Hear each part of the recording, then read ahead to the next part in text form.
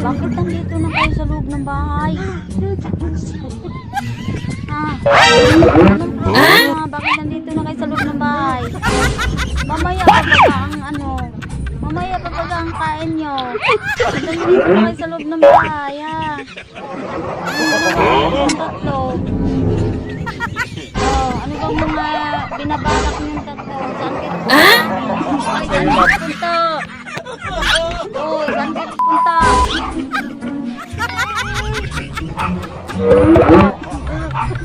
Punta. Ang binabalak nyo.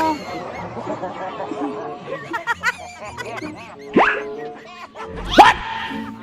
Ayun o, yung tatlong manok. Pumasok kasi dito sa higaan. Tulala, harap sa akin.